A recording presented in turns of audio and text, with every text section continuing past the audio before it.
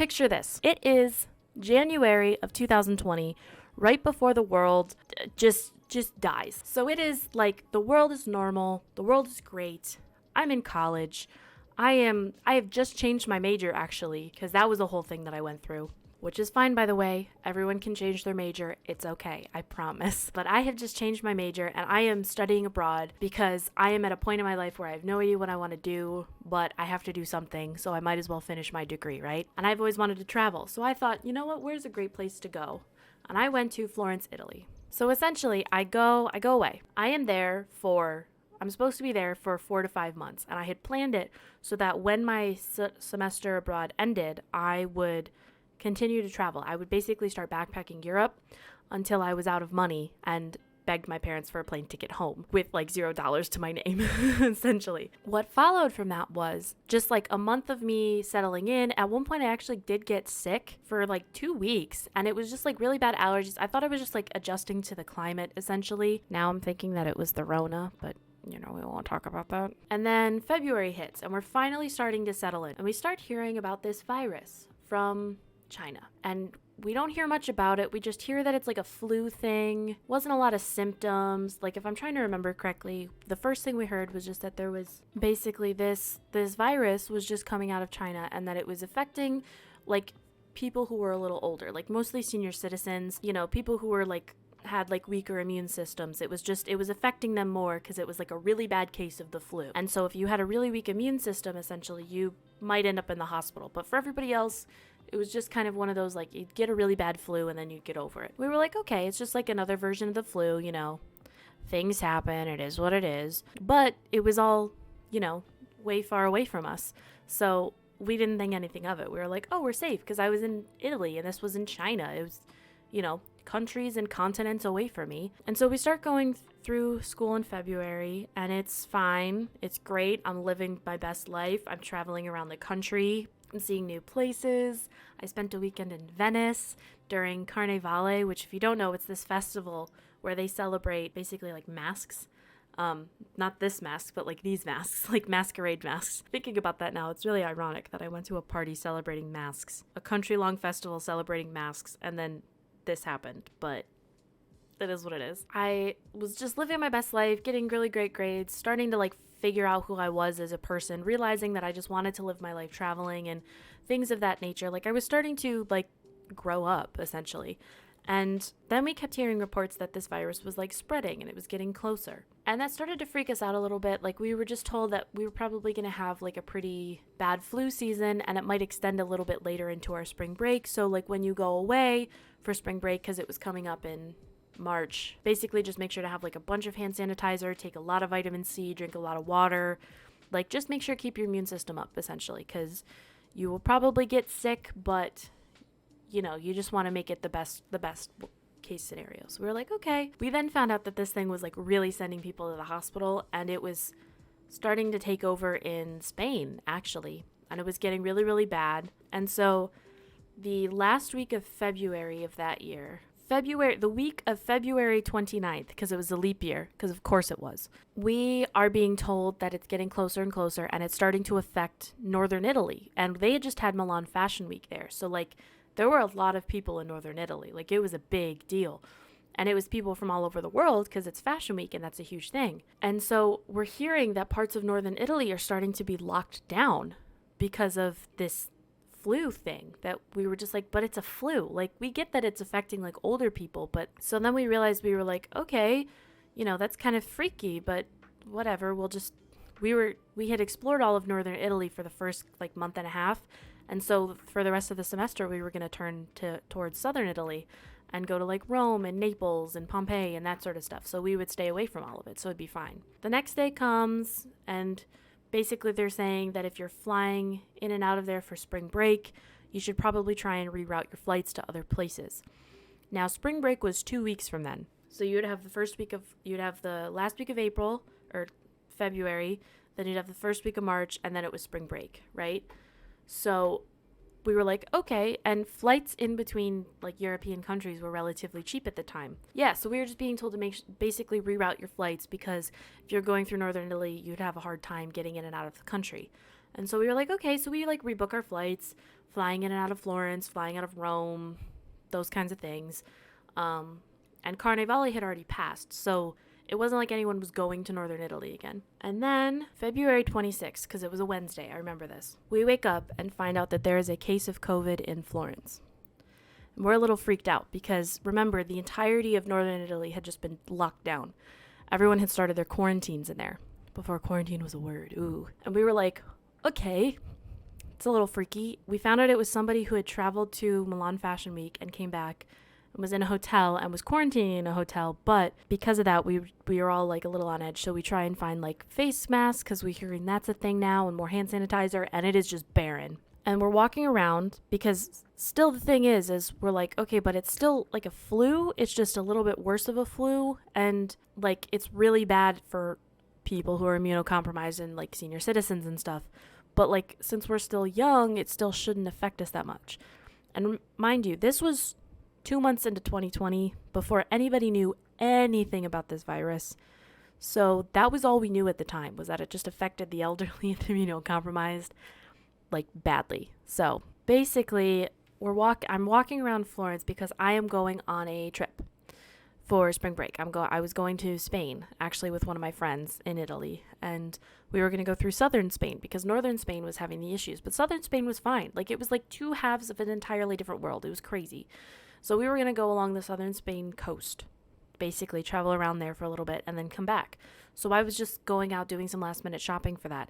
And it was like you could see the immediate tension in the city just change overnight. People were starting to like give the side eye to people, keeping their distance. Florence is where they have the Duomo, the great big church with the dome. That's why it's called a Duomo. But usually that square is like mobbed and everybody's like crowded together trying to get the best picture, and everyone was keeping like space from each other. Like we were unknowingly social distancing before it was a thing. We get back and we find out I have like funnily enough, a Zoom class before Zoom classes were a thing because my professor was away. And while we're in this Zoom class, it was basically like a midterm check-in almost.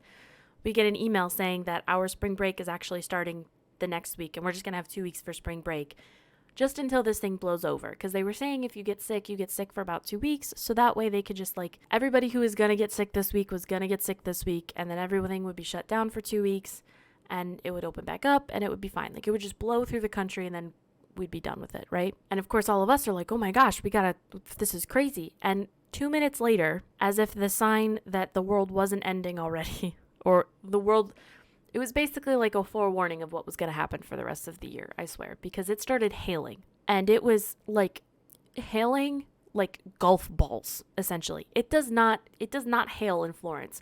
Apparently the last time it had hailed was like 10 years ago at that point.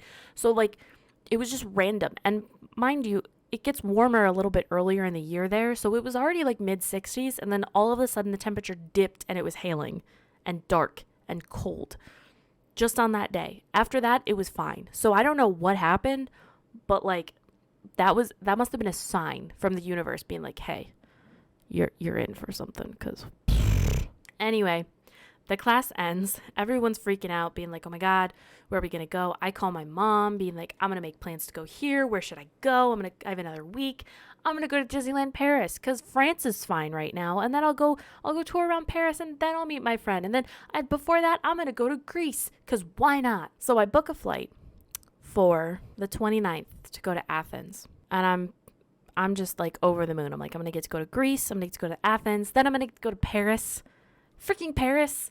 I'm going to go to Disneyland Paris. I don't know if you know, I'm a huge Disney nerd, so I want to go to every single Disney park on the planet, just at least once, just step foot in it. So I was going to go. It was going to be so much fun. And then I was going to get to go to southern Spain. Like, it was like, you know, I was the protagonist. I was the main character. We were giving main character energy. I was living my best life being like, I should go here and I should go here. And oh my God, like, I was so excited. That same evening, we get a email from our homeschool in the States that we have to leave the country. We are being pulled from our study abroad program and we have to be back on campus by Monday. It is Wednesday, and we had not booked flights home. And also, at the time, we didn't know anything. So we didn't think that COVID was going to be that big of a deal. And my heart broke. I called because there were many different schools within this international program. So I was the only one from my school in my apartment there. So I call my friends who are from my school, and everybody is sobbing because we were the only school to be pulled. That was it. It was us. We were sobbing. We were trying to get a hold of our parents because remember, it is like 6 hours ahead from where my time zone is.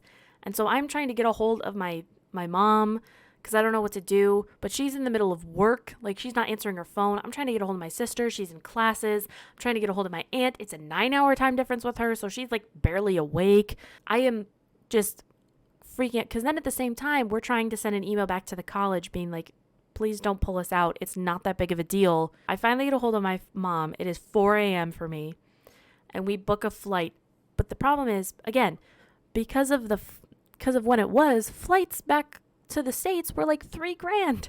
So we try and find a flight that is under $3,000. We luckily found one for like, I don't know, $1,900 or something. So we booked the flight just as a placeholder because we're not sure if we're going to be able to stay. The next morning, we wake up and we get an email from our school saying, if you are willing to take all accountability, you can stay. Like, as long as you say that you are not affiliate, like the college is not responsible for your decisions if you stay, then you can stay. And we're like, great. I email back and say, well, can I go home for spring break? And if things blow over, I can come back. And they say yes. So I decide that I am going to go home anyway, because I had gone with 2 giant suitcases and a carry-on. I know I overpacked. I was going to go bring home my winter stuff. I was going to go home and see the family for a little bit, like that kind of thing. Because my plan, honestly, was to go home. Things were going to blow over. I would fly back, and I didn't know when I was coming back to the States. My plan was just to stay as long as I possibly could. Even after my visa expired, I could stay on a tourist visa for another like 90 days or something like that. Like, I was going to stay. I think I had to be back for my sister's high school graduation in June, but the semester ended in like May 1st. So it was one of those. So my plan was to just go home for the 2 weeks, chill out, like only come back with like a smaller suitcase, that kind of thing, and just deal with it. So I am like, well, it's going to be a minute before I'm back here. I'm going to go see the site. So I skipped classes that day. Also, a lot of us were skipping classes that day because we were trying to figure out what was going on with the school, because nobody was responding to us at the same time. Granted, with the time change, we all got up at 8 in the morning. It is 2 a.m. there. We're trying to like figure things out, and it's just not working. So I skip classes that day, and I go see as many sites as I can in the city of Florence, because while I thought at the time that I was going to be able to come back, in my head I was like, I don't know if I'm going to be able to come back anytime soon. Like, I'm worried. So just in case this goes south, I want to see some stuff. So I went to some gardens, I saw some statues, I went to some art museums, things like that. And all of us were planning to go out that night for dinner anyway, because the next evening, some people were already leaving for their spring break trips. Like, as soon as their class was ending, they were heading to the airport just because they could. So all of us that night were going to go out for like a dinner, like a nice dinner. We're getting ready to go to dinner, and all of a sudden, every other person gets an email from their colleges because Italy had been upgraded to a level 3 travel advisory, which basically means that study abroad students should be sent back home. And every other person in the program was being told that they had to also leave the country as well. And we get another email from my school saying that while we appreciate that you were trying to stay, you have to come back now. There is no you getting to stay without liability. It is done. And so all of us who had booked flights already are like, I guess that's it. And also having to be a shoulder to cry on for everybody else who just found out that they have to leave as well. And all of us are starting to pack because we don't know what else to do. So we ditch the dinner that night and decide that we're going to go to dinner the next night. And everybody starts packing. And the next day, everybody skips class. I mean, teachers were basically just canceling classes at that point because they were like, we know you're going home. Just do what you can. Everybody skipped class. I slept for maybe like an hour that night because I was just stressing. Because it was also like packing for the semester abroad took me like 2 weeks because I was trying to figure out how to fit my entire being into a couple suitcases, and then also having to bring that all back, plus the stuff that I thought I was going to go through, like shampoos that I brought and things like that. Like, I thought I was going to essentially like use those up and not have to bring those back with me, but I didn't even open some of them. So I was like, well, I'm not just going to leave them here. I'm going to bring them. And so then it was trying to fit everything into suitcases again, plus the stuff I'd already purchased there, plus like making sure it wasn't over the weight limit because they're really strict about that there. It was a lot. The next day, we all skip classes. We go to dinner together. We dress up super fancy. We spend like way too much money there because we're like, well, we're just going home, so screw it. I stay up until like 3 a.m. just crying essentially in my bed because I'm like, I have to leave like the most beautiful city I've ever seen. And I was the first one in my household to leave because obviously I was the first one to find out I had to leave. And at that point, all of the tickets for Saturday were sold out. So Saturday, February 29th, an hour before the flight I had originally booked to leave for Athens was supposed to depart, I instead boarded a flight for Portugal to come home. And before that, my household had walked me to the taxi station with all of my luggage because I overpacked way too much. And we were crying and we all said our goodbyes and things like that. And yeah, I flew to Portugal. I made friends on the plane who were also being pulled early. And then I flew into New York City, where I thought they were going to be checking everybody's temperatures, but they didn't, which was a little scary for me, honestly. I really thought that they were going to do that, but I don't know. And I had to stay overnight in a hotel there because of the flights. So, but the thing is we were also told that upon landing in the US, we had to start a quarantine. But the problem is I wasn't landing in my hometown, so I couldn't just go back to my house and sit inside.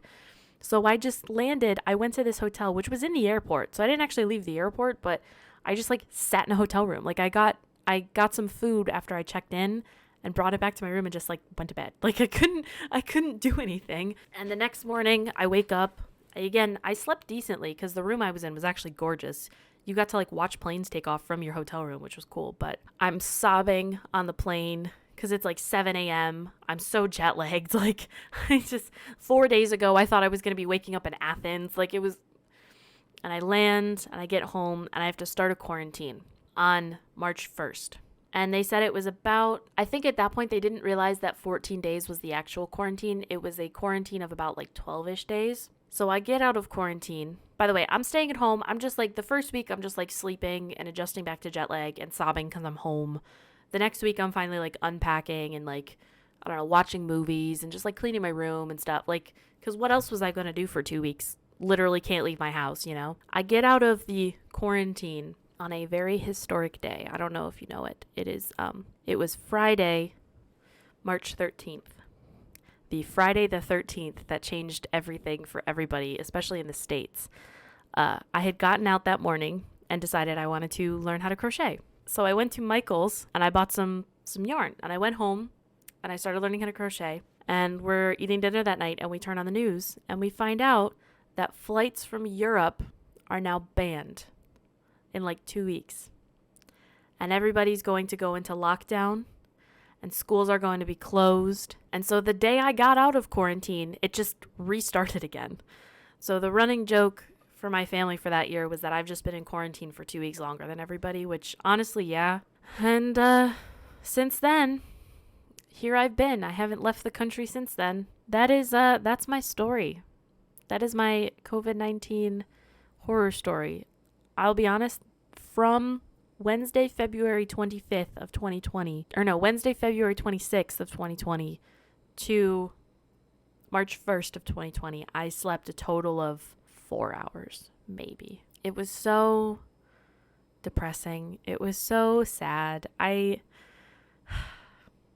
get upset just thinking about it. And I know a lot of people who study abroad, they don't shut up about their study abroad experiences, but I only had 2 months of a study abroad experience, and then I was kicked out of the country, essentially. Like, because the thing was, the same day that everything else went into lockdown, Florence, where I was, went into lockdown as well, and people weren't allowed to leave their apartments. Like, I'm lucky where I live in America. I have a backyard, so if I wanted fresh air, I could go sit out on my deck.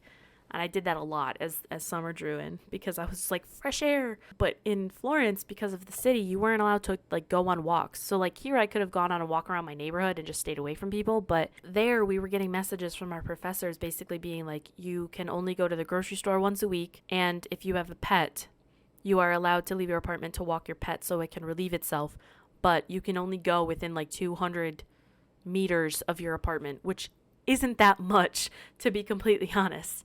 and not everybody has a park within 200 meters of their apartment. So I can't even imagine. But yeah, that is my COVID horror story for you.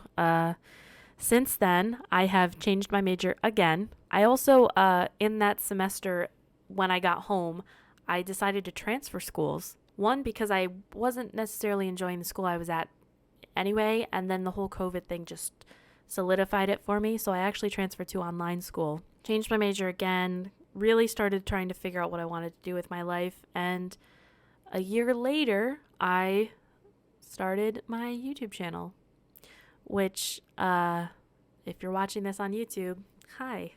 It's been about a month or about a year since I started this channel. If you're watching this one, I think you are. So, memories.